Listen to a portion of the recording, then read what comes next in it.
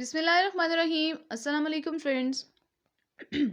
Today we are going to discuss about types of UML diagrams.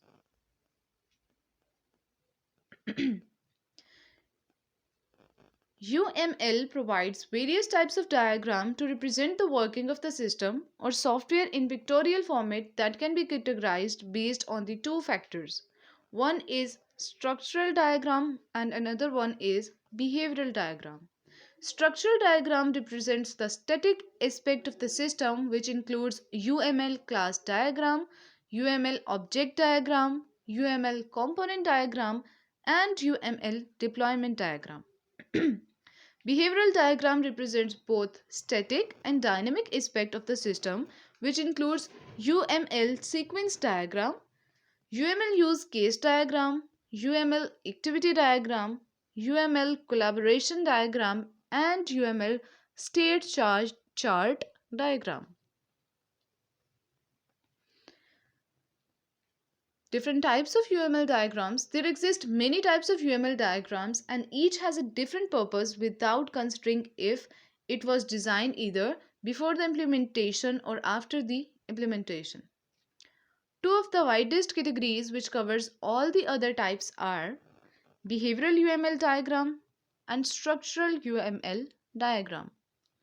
As you can guess from the name only, some of the UML diagrams analyze as well as depict the structure of a process, while another one describes the behavior of the system, its building components, and also its actors.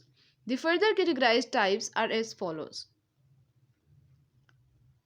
class diagram, object diagram, component diagram, composite structure diagram, deployment diagram, package diagram, profile diagram.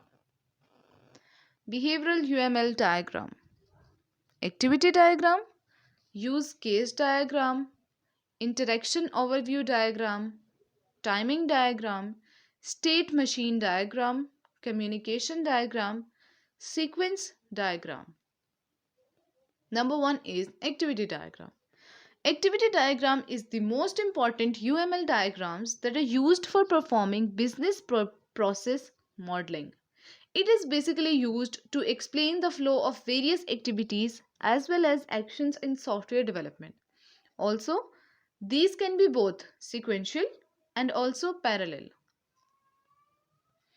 Use case diagram.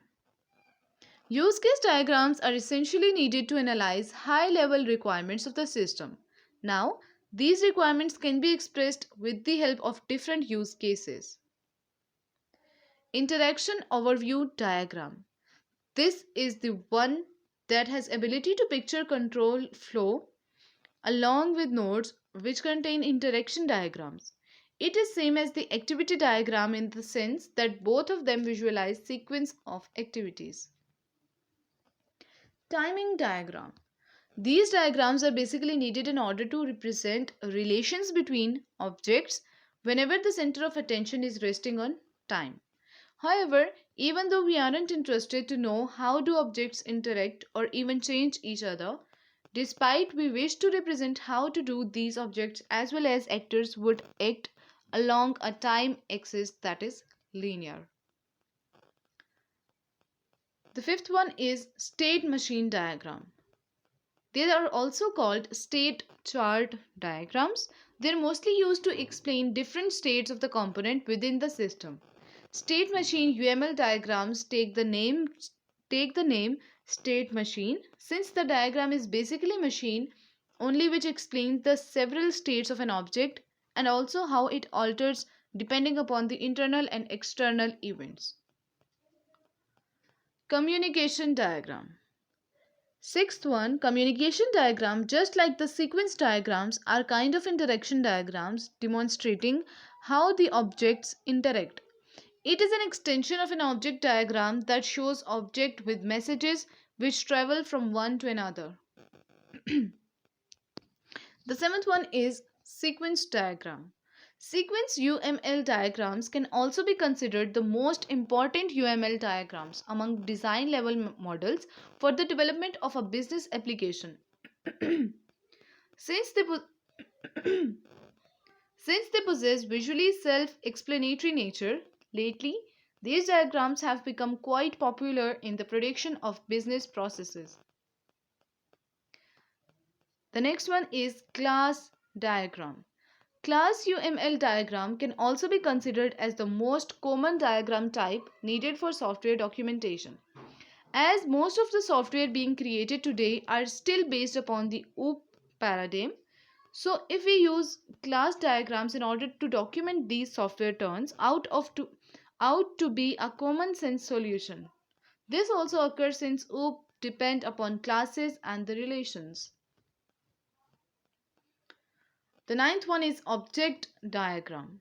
Object UML diagrams help developers in checking if the if the generic abstract structure which they have created, that is class diagram, is representing viable structure whenever it is put into practice. That is when the objects of a class are being instantiated. However, few developers look towards it as a secondary level of accuracy checking. Component diagram. Component UML diagrams can help in breaking down the system into smaller components whenever you are dealing with the documentation of quite complex systems.